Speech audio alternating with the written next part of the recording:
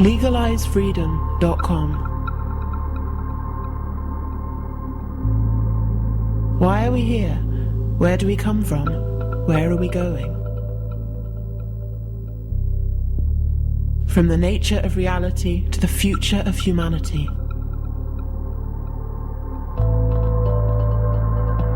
Beyond politics, poverty, and war. LegalizeFreedom.com.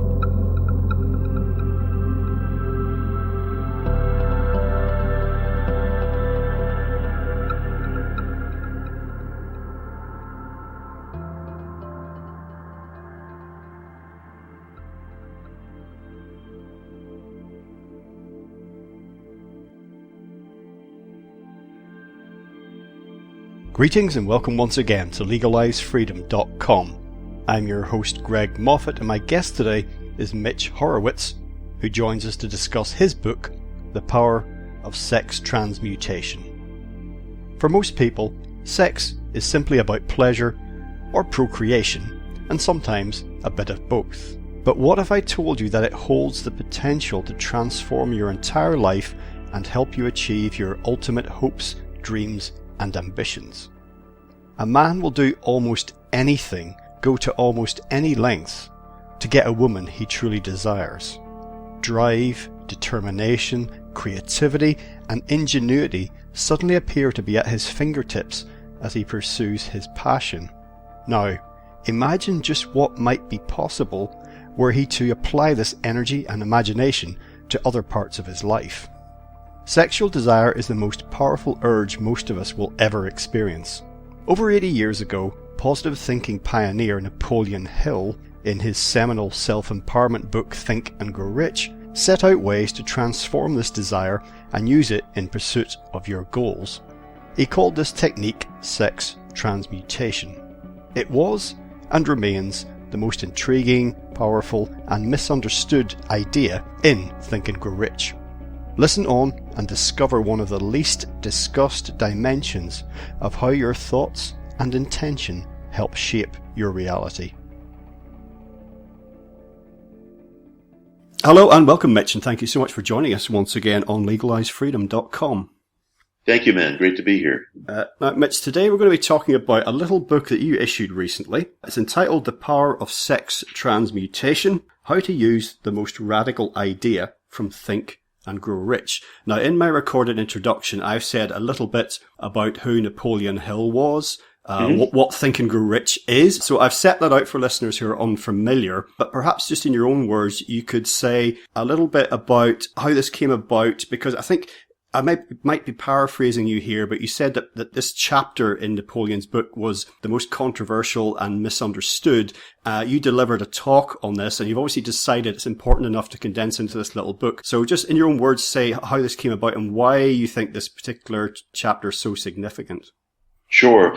I was always very intrigued with the chapter on sex transmutation, and I found that of all the concepts in the book, and the book has been out since 1937, it is the least discussed, the least understood, and in fact, a hero of mine, Earl Nightingale, a radio broadcaster and motivational writer, produced a condensation of Hill's book in 1960, and he omitted the chapter entirely.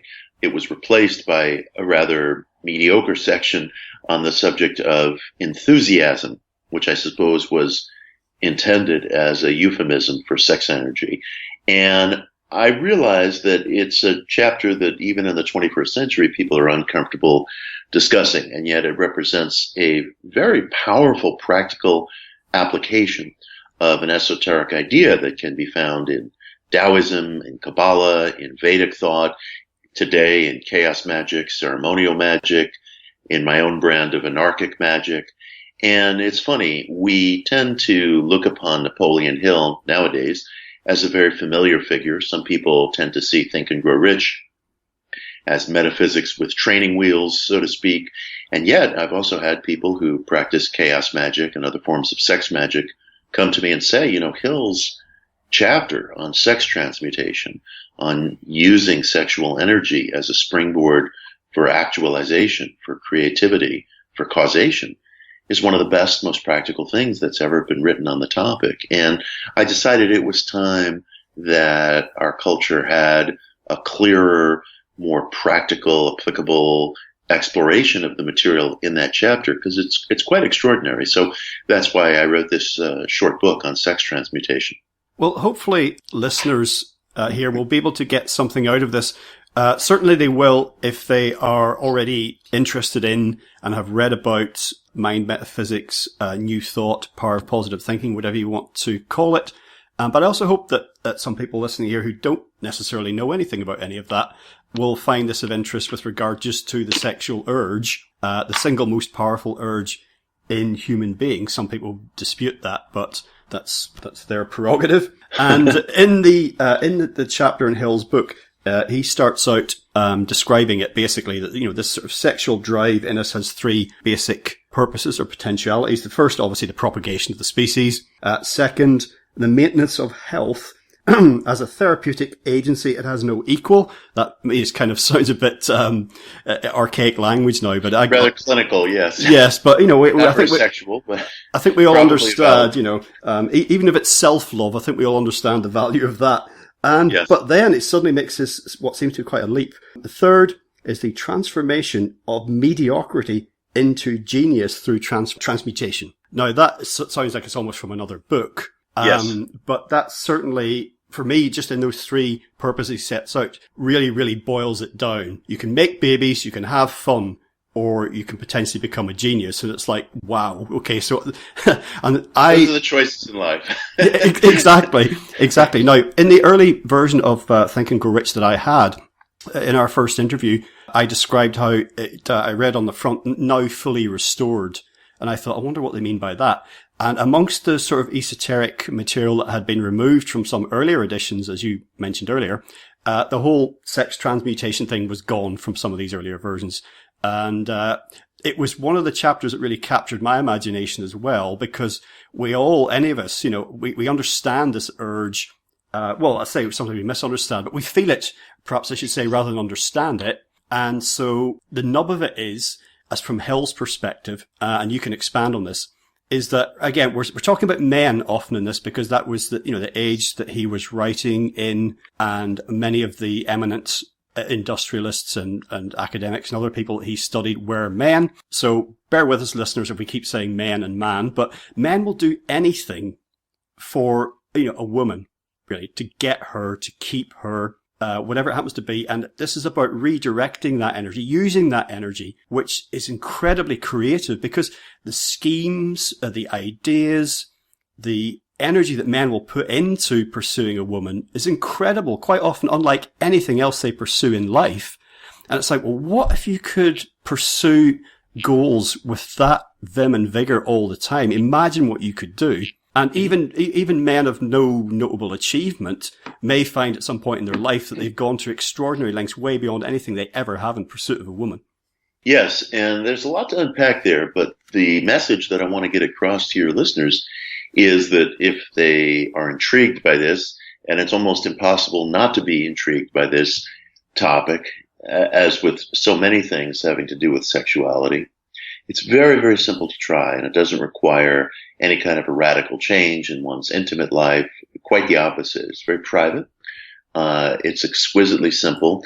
And I'll get to the method in just one moment. I'll just add to what you were describing that Hill made the case that of all the motives behind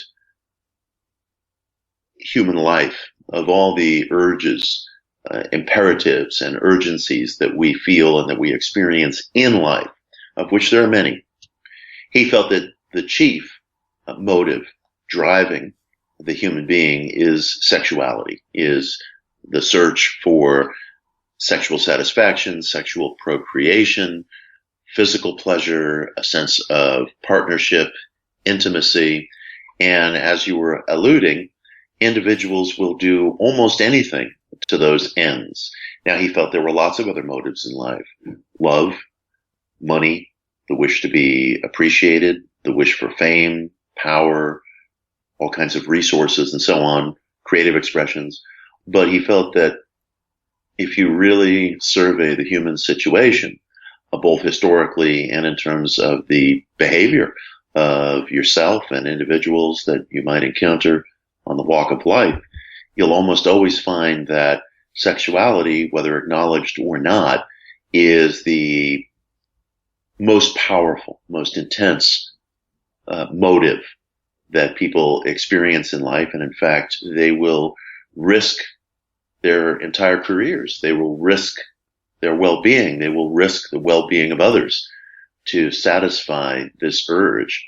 It's difficult to argue with that. I often find that people ponder why in the 21st century we encounter story after story after story of these titans of media, of industry, of politics, who seem to throw away their entire reputations, careers, ensure that their obituaries are going to reflect that they were associated with sexual scandal or sexual abuse. And Hill's answer in 1937 was simply that it is the greatest motivating factor that we experience in life. It's overwhelmingly powerful. I agree with that statement. I think he was a very shrewd observer of human nature, and I think it explains a lot about the human species and our behavior. If one accepts that statement, or if one doesn't, but says, look, I acknowledge it's obviously a very intense force in the individual, then it opens us to the question of what sexual energy is. And this gets us closer to the practical method. Simply put, Hill maintains that sexual energy is the creative urge of life itself, seeking expression. It's that simple. And it can be found through propagation of the species. It can be found through physical pleasure. But Hill believed that the sexual urge is actually behind every creative act that we undertake. Again, it's the creative principle of life itself, seeking expression, seeking actualization.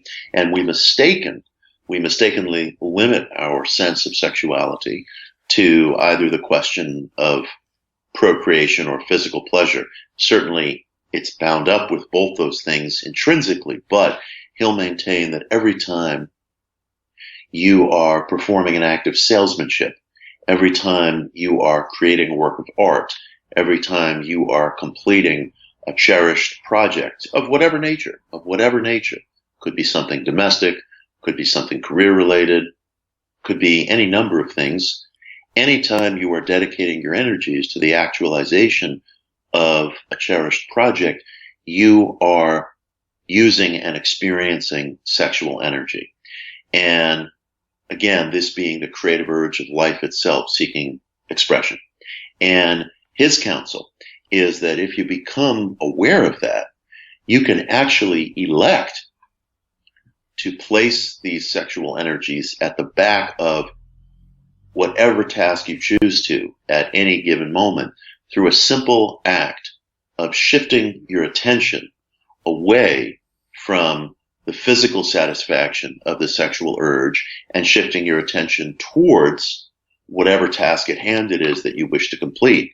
Hence, when the individual experiences sexual desire, he or she, through a mental act, you can call it an act of mental transmutation, you can call it an act of mental alchemy, but through a mental act, just by shifting your attention away from the satisfaction of that desire and in the direction of the accomplishment of whatever task you have behind you, you place enormous creative energies at the back of what you're doing. You will heighten your insight, your mental acuity, your physical energy, your enthusiasm, the intellectual quality of what you're doing.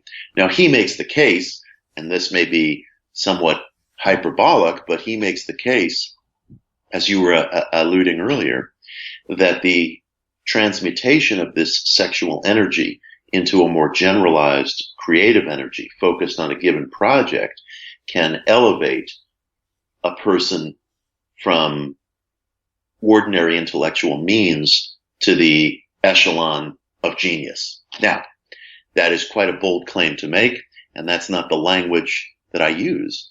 But having used his method, I do find that he makes a compelling case that sexual energy is what's present when we use more euphemistic terms like charisma or like enthusiasm or like magnetism. And he makes the case that when you meet a salesperson, for example, who seems very, very persuasive, that person, either knowingly or not, and usually unconsciously, is using a kind of transmuted sexual energy. So when we experience the sexual urge, usually we have a fairly limited range of choices. If we're in public, if we're in someplace inappropriate, we obviously defer its satisfaction to another time. If we are in private, or if there's a situation that's intimate, we express its satisfaction physically, either with another or with ourselves. We may also be involved in an act of procreation, propagation. And those are the ordinary reactions, either deferral or satisfaction. What he's saying is there's a third option, and that is that through shifting your thoughts away from physical satisfaction and towards a cherished project, again, it could be an examination, a job interview, a work of art, an act of commerce, whatever it may be. It's up to the individual. You place enormous energies at the back of your efforts. You heighten your abilities, your insights, your enthusiasm, your intelligence, and he calls it sex transmutation. Today, we might call it sex magic. It's just a simple difference in vocabulary. Others might call it an act of sexual alchemy or mental alchemy. But the thing I want to point out is that it doesn't require abstinence. It doesn't require any change, really, to your sexual life.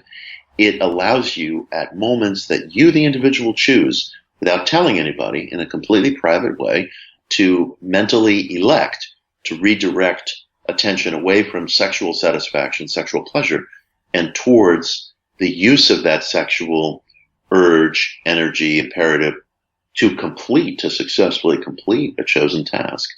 And it's a wonderful, wonderful, magical, experimental method for the individual to try. And it can be tried so simply. It's almost too simple not to try, in my outlook. Well, I think we all know people about whom other people have said, oh, well, if he or she spent as much time or put as much effort into doing X as they did to doing Y, they'd be better off, for someone who's, I don't know, their career's going nowhere, but they just, all they want to do is go and, surf or something. And they're just like really good at surfing, So it's about sort of where you direct your energies and whether that's getting where where you want to go. Maybe they want to become a pro surfer, but maybe they clearly have that drive and that energy within them, but it's just a question of where it's being directed. As far as active creation and procreation goes, I mean, you can see, I think, that energy it just in creation itself, in the universe, it just happens to look like in plants and animals on Earth. It just happens to look like varieties of sex act or, fertilization or whatever. But you look at chemical reactions in the stars, and you can start to get fanciful and poetic about communion, and birth and death and life and create, new life being created. So I think you fundamentally do see that everywhere. It's what it's about at root, is about creation. And and I think for anyone who understands the difference between making love and having sex, you can begin to sense that extra layer of energy, which just elevates something to the stars, really. The sex act outside of just procreation and just pleasure. When you bring that other level, to use the word love, you bring that into it, then you can see how it becomes something, it does become transformed. And then you begin to see the potential for what you're talking about. This can be used for something else. It isn't just an orgasm and then you go to sleep, or it isn't just making a baby. These things are relatively mundane, over very quickly, as it were. Yes. So I think if you thinking about universal energy and thinking about bringing love into it, then that's when these other levels start to, reveal themselves. Yes, it's very interesting because, as you were pointing out, you see this procreative imperative everywhere throughout our biological life, throughout the physical order, throughout the cosmos. Even single-cell organisms split and divide into two, thus propagating self. And we see this in plants, animals, humans, etc. Everything bends toward self-propagation. It can be argued that another form of self-propagation is the creative act. Now, I'm using creative act very, very broadly. We tend to think of that in terms of the production of some piece of art or imagery or song or something of that nature. But the creative act can extend to any number of things, and of course it does. It can extend to designing a house, decorating a room, teaching a class. Look, the simple fact is it can extend to preparing a memo while you're at work. You're trying to persuade people of other things. You're trying to get across a certain policy, or you're trying to demonstrate your mastery of a subject that you're required to have some facility with. And everything that we do, in a certain sense, is an act of propagation. We want to be appreciated. We want to be recognized. We want to be remunerated. And we are part of a generative life principle. And this is true not only of human life, but of all life. It perpetuates itself. So his contention is that sexuality, when it's geared toward propagation, is the most evident, most obvious way that we human beings participate in that. But we're doing it all the time. We're doing it all the time. And this thing that we call sexual desire, while we see it very, very narrowly, is the life principle itself, seeking expression, seeking actualization. And we're using this life principle constantly without knowing it. So he maintains that every time somebody is engaged in an act of persuasion or debate or whatever it is they're doing with their lives at a given moment, this act of self-establishment is at work, and the energies, the drive, the urgency behind it is what we call sexuality. If you can channel it consciously, you can pick your shots, so to speak. And he maintains that the sexual urge, when directed towards something consciously, will just enormously increase your abilities, your faculty, your intellectual power. I've personally found that to be true. And the steps towards harnessing this sexual energy are so simple. They're just a simple mental act of redirecting your energies. And I have to give great credit to Napoleon Hill, because when he was writing about this in 1937, you can only imagine how alien all this must have sounded, how truly esoteric all this must have sounded. And he was writing for a very mainstream audience, not people who were familiar with Aleister Crowley or P.B. Randolph or any of the other figures who helped pioneer what we today call sex magic. This was very, very dicey, edgy material. And he was echoing attitudes about sexuality that, as I alluded earlier, you could find in Taoism, in Kabbalah, in Hermeticism, in the Vedic literature.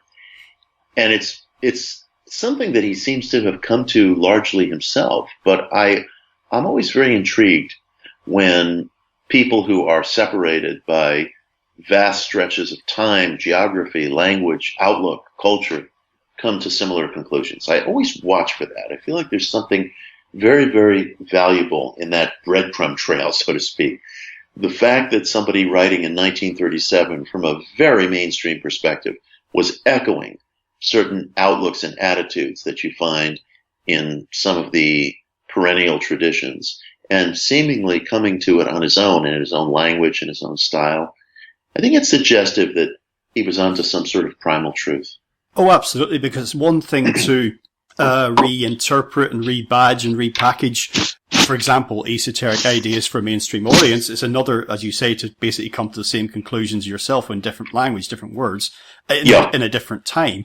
This suggests, these sort of eternal truths or perennial wisdom, or the fact that, that there are things that exist beyond opinions of human beings.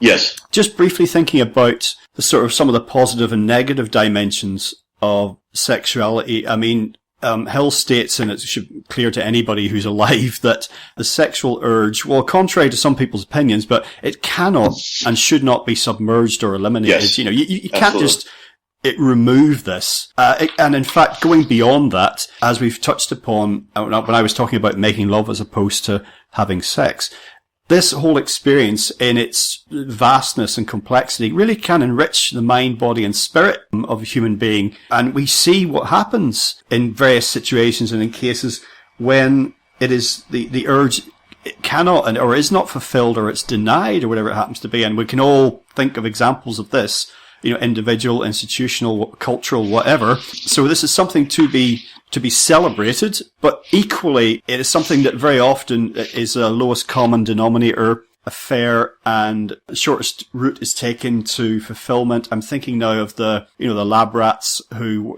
sort of would starve themselves to death, and they're able to have orgasms at will. Maybe you'll remember this experiment. I can't remember the details or the name, but it was kind of like, you can have an orgasm now. Oh, have one straight afterwards. Oh, actually, you're neglecting everything else. You're not eating. You're not resting. You're doing nothing, So that base urge can be corrupted and corrupting. And people can pursue that without any of the other dimensions.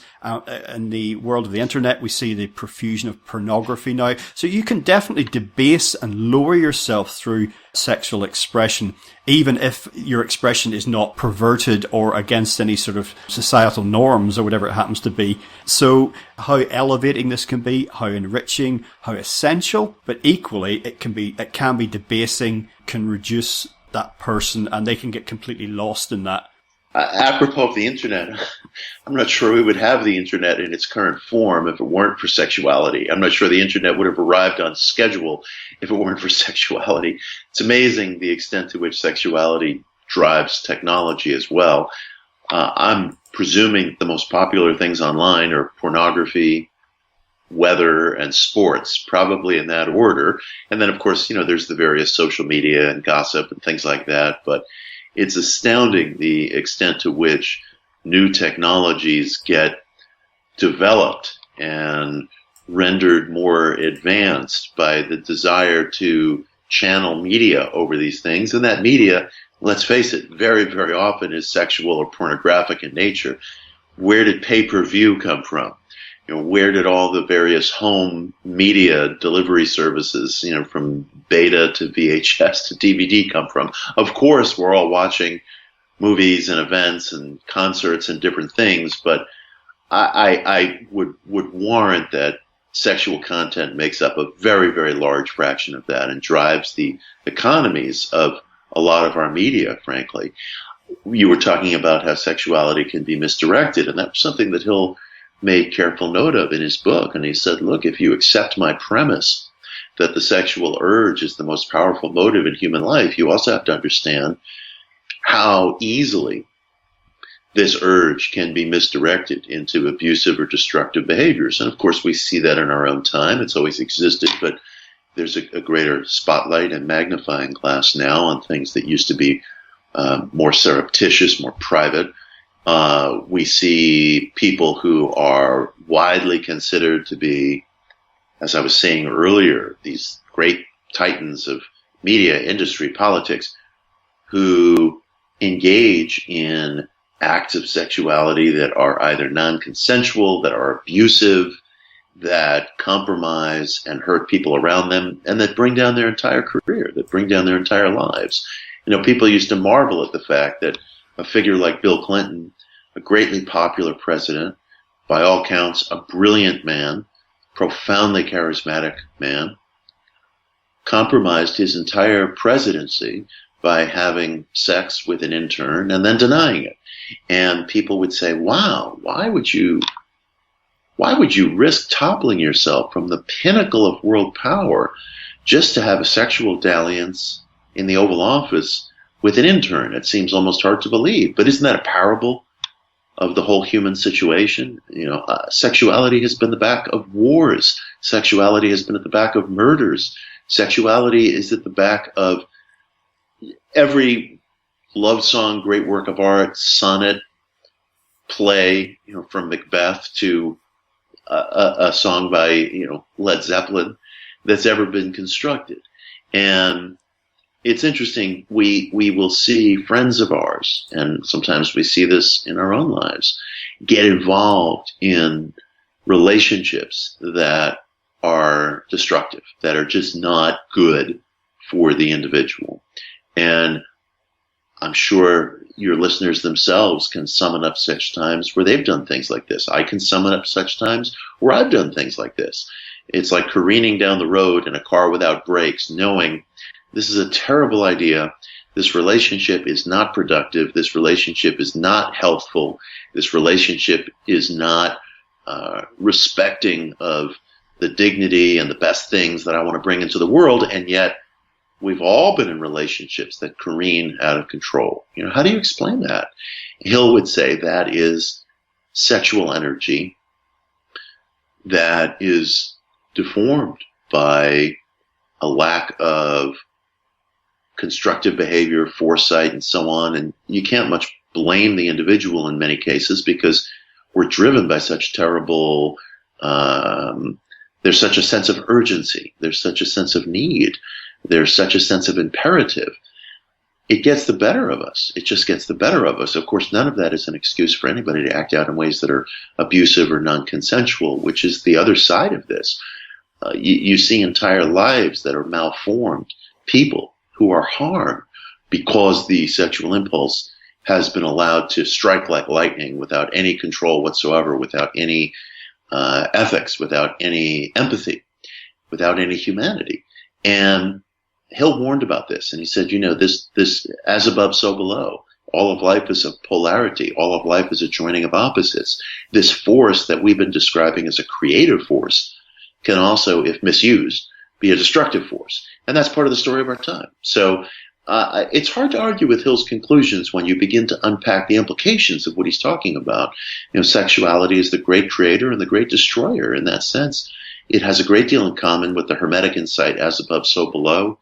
It has a great deal in common with the idea of polarities that you find expressed in Hermeticism. It has a great deal in common with ideas that you find in Vedic literature, where you'll have certain gods like Shiva and Kali that are both creators and destroyers. In a certain sense, all of that can be seen as a metaphor for sexuality, for the creative principle of life, which can go in the direction of either generativity or destruction. Well, you mentioned the word urgency there, feeling a sense of urgency, and that kind of is how many people feel in life itself, particularly as they get older. And even if it's subconscious sense of urgency, and this is where the creative drive sometimes just, as you say, careens out of control a little bit, because we're trying to leave something behind and somehow achieve some kind of immortality. Because for many people, before they're born, after they die, there is nothing. So they want to leave something of themselves. This doesn't have to be children. It can be a body of work. It can be a building. I see in someone like Donald Trump, I see all these, grotesque kind of buildings as his children, if you know what I mean. They're all over my city. They're all over New York City. And let me tell you, they age terribly. The building materials that he uses are very cheap and chintzy. And there are Trump buildings all over Manhattan, where I live, and the elements just eat them away. The brass that's used outside of the building turns kind of green and moldy looking after a couple of winters. The windows get beclouded very quickly. The building materials are not of really high quality, so there's a lot of ugly children, around the city with the name Trump on it. Well, he's kind of just a fornicate and forget kind of guy in that sense, Yes, and he's left us with the bill to clean it up, because if you're ever in New York City, I can take you around to take a quick look at some of Trump's buildings. And I tell you, when they first go up, they look like these kind of upended glass tissue boxes. And yet, after a couple of seasons of the elements, they start to get very gray. They start to look like clay because the outer building materials are cheap. You mentioned earlier about people of high achievement. As I say, in Napoleon Hill's era, he was mostly talking about men. And in the chapter and in your commentary, you talk about, the connection between being highly sexed, highly driven in that way, and high achievement. And you sort of map some of the correlations here. You expand upon what Hill was writing, sort of saying, look, here are these eminent individuals, high achieving people who I've studied. Here's what I've found in common with them. One of these things is to do with this being highly sexed, however, whatever phrase you want to use. And you've also touched upon the idea of the rich and famous and powerful coming unstuck with these sort of like sex scandals. Clinton, of course, Epstein is a recent example, Harvey Weinstein. And, of course, these are quite often mostly men. So this is a case of this. It just shows you how the potential for the energy we're talking about, but also the risk. If you don't understand it, if you don't handle it carefully, if you don't approach it in the right way, if you're not bringing the appropriate intention to it. For me, it goes back, this is just my personal perspective, it goes back to what I was saying earlier about the difference between making love and having sex. And I think some high achievers are leaving their mark in business and politics, they're kind of having sex, you know?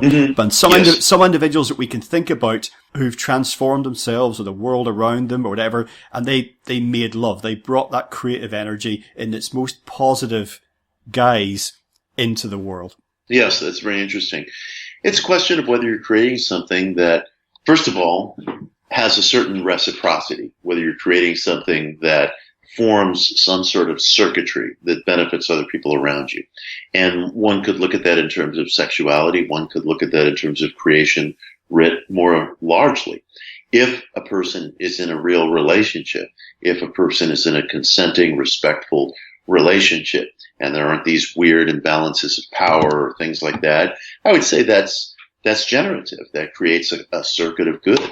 Likewise, what you're describing, if a person is creating something that helps others to reach their own highest potential, I would say that person has nothing to apologize for in life. I would say that person has performed an act that has assisted the overall generativity of other people around him or her. And that could be anything. That could be anything. You know, that can be the martial artist. That can be the soldier. That can be the teacher. That can be the accountant. That can be the doctor. It can be just any number of things. A person who does a decent job raising kids. You know, these are all things that I think you would describe as making love, you know, rather than just the sexual act. And the sexual act, of course, is okay too, as long as it's consensual and everyone involved is on board and that it's a cooperative effort. But I think what you're pointing out is that, you know, it's a kind of polarity. You know, I mean, we can bring things into the world that are destructive, bridges that are going to fall, buildings that are going to be horrible and ugly, or workplaces that perhaps are dreary and people are not fairly treated or fairly remunerated, or we can bring something creative into the world. And what we're going to be remembered for is always an open question. Whether we're going to be remembered at all is also an open question. But one can never quite be sure. So it stands to reason that it's worthwhile going through life with a very careful sense of reciprocity, because you have no idea what it is that you do, or what nature of act that will outlive you. And I think there's probably people who have passed on who would be very surprised to realize what it is they've been remembered for, or that they've been remembered at all, or that they haven't been remembered for that fact. You know, I was shooting a television show a couple of weeks ago in the home of a very, very famous New York family. And the show was being shot in their library. And I was looking at all the books that lined the walls, and there were some very wonderful, very notable books.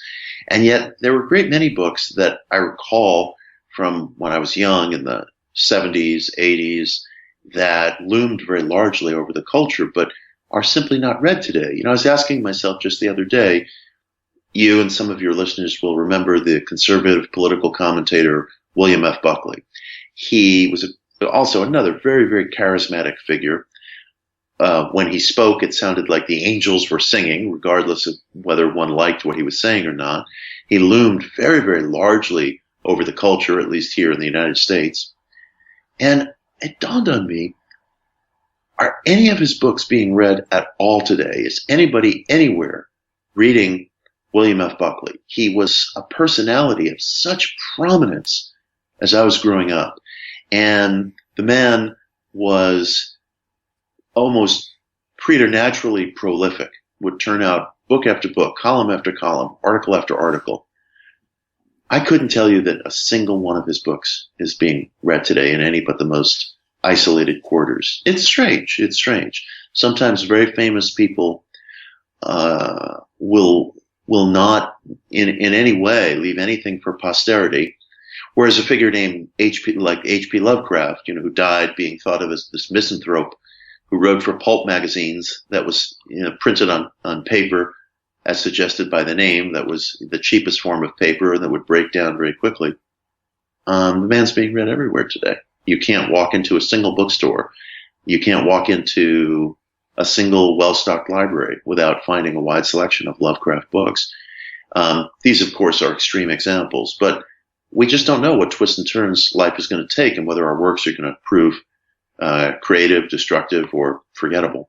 I feel very much the same way about Colin Wilson. Yes. The English author who, although I don't think he'll ever be forgotten, certainly I wonder about people a lot younger than me, half my age and younger, who are just like, who, what? And this is someone that I always felt from when I discovered his work that was could have been writing just for me, which is like really special. He had that gift. Colin could make you feel that way, that you were involved in an intimate conversation. Now, he wrote a book towards the end of his life, not widely known, called Superconsciousness.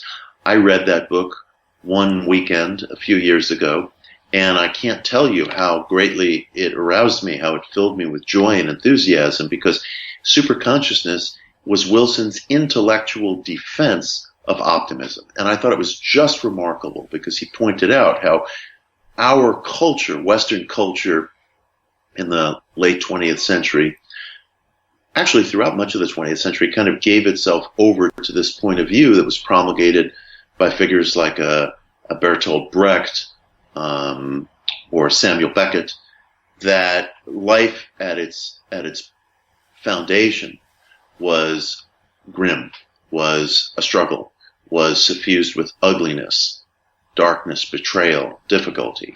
And Wilson made the case, well, certainly we see some of that in life. There's no contesting that. But do we know? Do we know that that is actually the foundation of life? If that were the case, would any of us experience this intense drive to go on living, to find our way within life?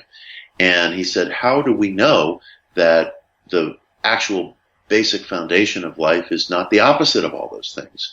Joy and love and creativity and possibility and generativity. Again, we're not saying that all of those grimmer traits are not present. Of course they're present. They're abundantly present. Who could argue with that? But to say that that's the actual granite bedrock truth of the human situation is an unexamined idea, an untested supposition philosophically. And he decided in Superconsciousness to put that to the test. And he made the case that in the human experience, you actually find the presence of an abundance of traits that are quite the opposite of those things, and that, rather than the grimmer foundation of life depicted by some of the existential artists, could be the truth of life. So Superconsciousness is an intellectual defense of optimism, and I just found it a very brave book, very radical book, not a well-known book by Wilson. If people pick their favorite Wilson book, very few people will name that one, and yet I have my eye on this book because it inspired me, and if it touched me, I can't imagine that I'm exceptional. I can't imagine that other readers haven't had similar experiences. So who knows? Who knows? I just raised the question that my hope, of course, is that Wilson will be remembered. Maybe it'll be that book or some of his so-called lesser-known books that'll wind up being the most enduring. We really don't know. Well, interestingly, Watkins publishers in London are just about to bring out a new edition of Superconsciousness. Oh, that's great. With a new forward by Colin Stanley, who over here in the UK organises the annual Colin Wilson Conference. Anyone out there is listening is interested in Colin Wilson, we'd love to see more of you at our little conference. That is wonderful. That's such wonderful news and very serendipitous. Well, one thing that Hill touches upon in general in Think and Grow Rich, again, profiling all these successful individuals, is about that when in their lives different things happen, specifically when they begin to achieve their most notable successes. And as perhaps is not surprising, it's men, in his case, who are, middle-aged or older than that. And, they talk this thing, life begins at 40 is a popular cliche. And Yes. in many ways, in Think and Grow Rich, it's Hill's almost saying almost like success begins at 40 in a way. Now, this is not unrelated to sex drive and urges. You would expect for men and women somewhat over the course of a lifetime that your sex drive and your urges and your preferences might change and evolve. And of course, people expect it towards the end of your life. If your sex drive doesn't, wither completely, then it may well be diminished. That's hardly surprising. Many things physical in us are somewhat diminished towards the end of our lives. However, he talks about this in terms of achievement and success and how long before any sex drive might diminish, it can become refined, redirected, and essentially you get over just being a rutting teenager and you begin to, you're taking more control, more mastery, more understanding of yourself and what's driving you.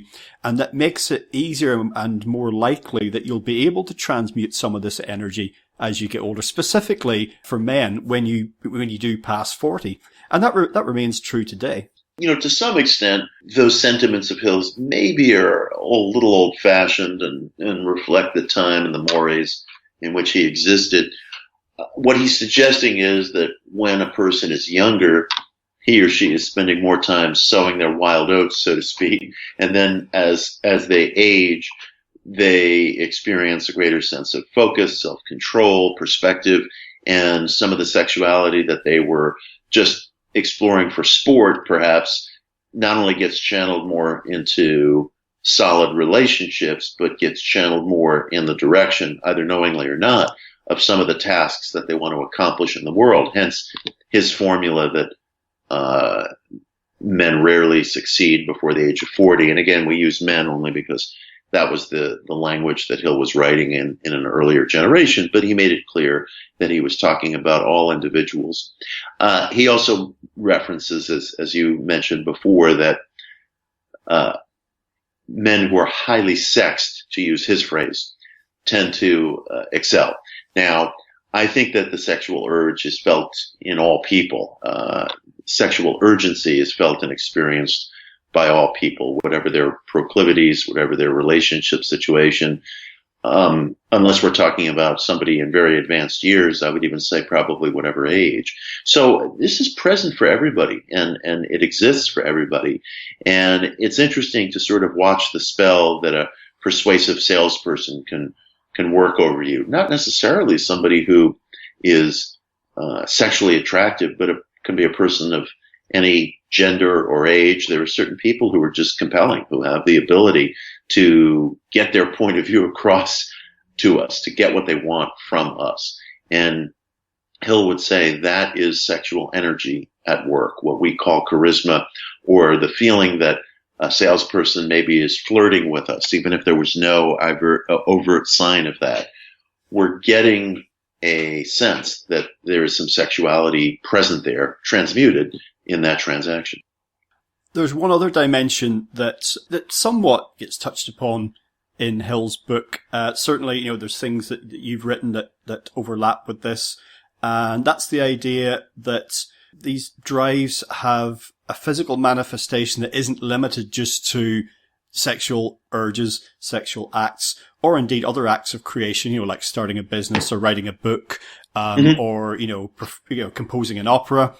And that there's certain things, that can mark, because Hill was mapping commonalities in the people he was studying to see what he could learn, Yes. he could learn from that.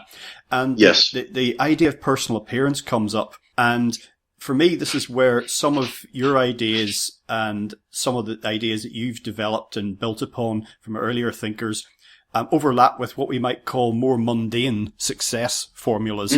If you want to be successful, do this, do that, the other thing. And because a lot of mundane, well, I would say mundane, sorry, I don't mean to use that word, but a lot of popular success formulas, maybe something like The Secret, or even we might find in the business section, about, make more sales today and whatever. I just could invent some titles. These pick out little dimensions that do overlap with all of this. It's just that they don't have any of the spiritual or esoteric component. But Hill's highly sexed individuals tended to think about their personal appearance. They wouldn't show up to a business meeting. They wouldn't, any more than you would go on a date in sweatpants and a string vest. Yeah. You know, in your bare feet. Someone once showed up on a date in sweatpants with me. That relationship did not proceed. Yeah. Well, this is it. I mean, there's a quote. Sorry to bear down on anyone who's listening to this and sitting comfortably in their sweatpants right now. It's okay to wear sweatpants. There is, fine. But there's a quote attributed to Karl Lagerfeld, the late fashion designer, and the quote was that sweatpants are a sign of defeat. You lost control of your life. You lost control of your life. So you bought some sweatpants, you know. So that's extremely judgmental, but I liked it anyway. You know. Well, I think it has something. There's a little bit of Truman Capote in there. I like that. Yeah, totally. A cultural critic. Absolutely, you know. Yeah.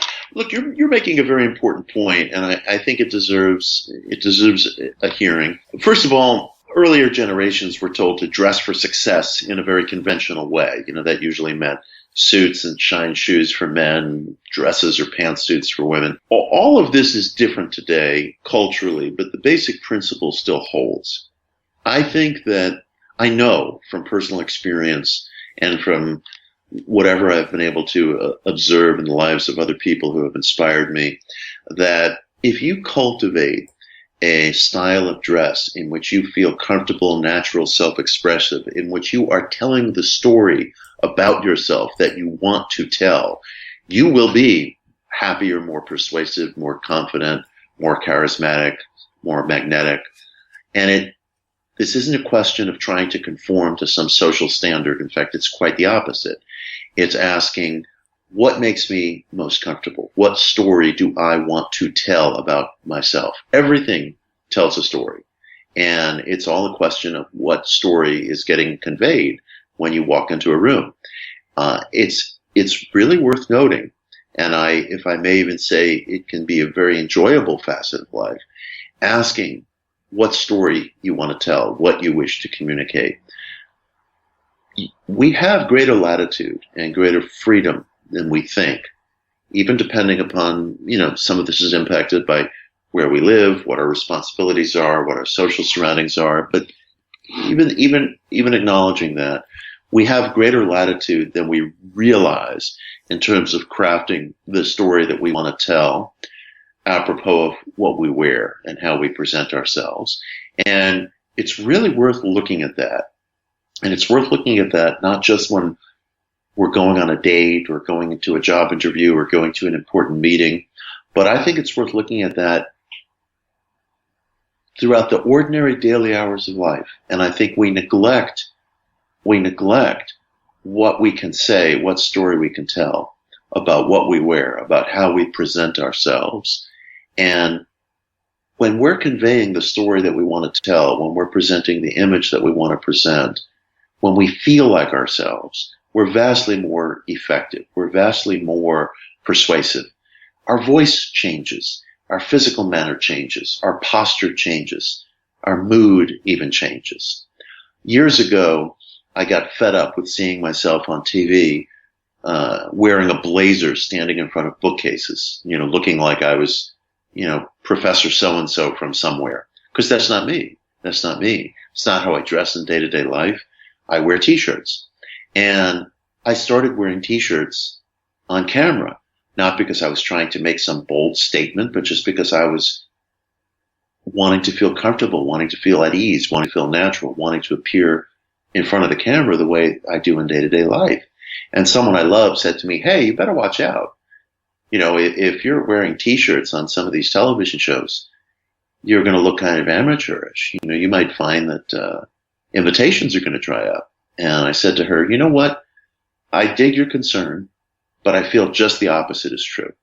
And so it happened that invitations increased, and I felt more and more comfortable wearing a T-shirt, wearing a leather jacket, wearing jeans, wearing boots.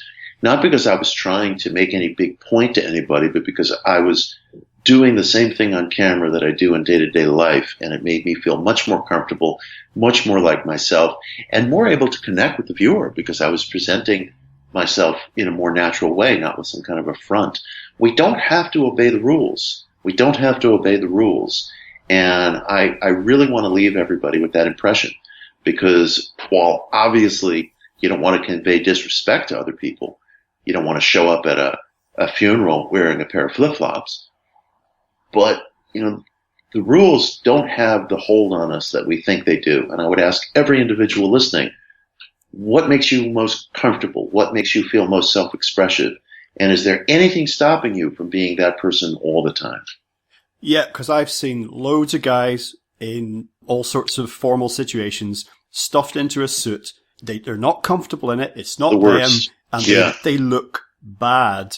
Yeah. So it's about, whatever you're doing, it's about doing it consciously, as you say, your self-expression, because that, people see that, it works. I see you in your promo photos and some of your videos.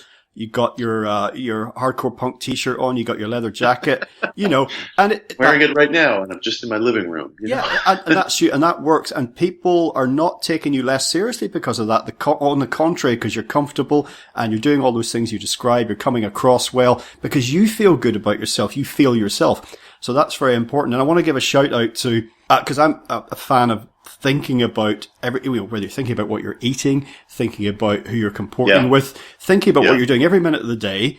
And one of my favorite YouTube channels is Real Men, Real Style. Antonio there, I think, does a great job. And he's all about the power of the suit, but he is also emphasizing, again, that it has to be you. And if you're not a suit and tie guy, then don't do that. People can tell. Dress for success, yes, but it's not a uniform. There's no dictating what that is. And I would say that all of that kind of reminds us on the journey that we've been since Napoleon Hill's day in terms of, like, as you say, social mores, fashions, how things are done, and transferring that across to what we've been talking about, sexuality, the sexual urge, sexual energy, is become aware of these drives and urges and how that affects your action. And maybe that's a point to close on, because all of this is maybe the ultimate link between the mind of man and what Hill refers to as infinite intelligence, that transcendent dimension, whatever it is. So just any decision, whatever it is you take, think about it, do it consciously, whatever it happens to be, Yes, I celebrate that. I'm working on a new book called Secrets of Self-Mastery, which comes out in the month of January. And I try to highlight some of these choices in that book that we're talking about. It very often, what we might call a feeling of self-possession arises from making choices, not being always just sort of dragged with the flow. And look, I try to be realistic about this. Sometimes we're not able to make a choice. We have a physical urge. We want to eat something or put something in our bodies that's not necessarily healthy. And it's an illusion to imagine that I'm always operating from a place of choice. I am not. I am pulled along by automatisms the way that everybody else is. But there is a margin there. There is a margin. And there are ways that we can make choices and examine things at certain select moments, just as there are select moments where we can elect to redirect the sexual urge from its ordinary expression, nothing wrong with that, to the completion of a project. We can select not to show up for a social event or a work event or even just for everyday life wearing something that we feel conforms to some invisible set of rules but makes us feel squirmy and uncomfortable. We can elect, and I emphasize this all the time, not to engage in gossip, not to engage in tale-bearing, not to make smart-ass comments over the internet. I always tell people that the internet online culture provides us with limitless opportunities to be a smart-ass. Don't take them. Don't take them. It might be the best decision you ever make in your life. Okay, today, Mitch, we've been discussing topics in your recent little book, The Power of Sex Transmutation, how to use the most radical idea from Think and Grow Rich. That, of course, is Napoleon Hill's book. That's got his chapter included in it, and also your commentary, which is taken from your presentation. People can obviously get a copy of Think and Grow Rich. If there's any other resources particularly relevant to what we've talking about, you might like to fire them out there, but also just, of course, tell people about your website, anything else you want to share. Sure. My website is my name, MitchHorowitz.com. I'm on Twitter at Mitch Horowitz, Instagram at Mitch Horowitz 23. You can find The Power of Sex Transmutation anywhere where you buy books, including a struggling little startup called Amazon. It's available on digital, audio, paperback, and my latest book, which is coming out in the month of January, is called Secrets of Self-Mastery, and I expand further in that book on some of the themes that we were talking about, and that can be pre-ordered as well. Splendid. Well, once again, Mitch, thank you so much for joining us today on LegalizeFreedom.com. A pleasure. Thank you, man.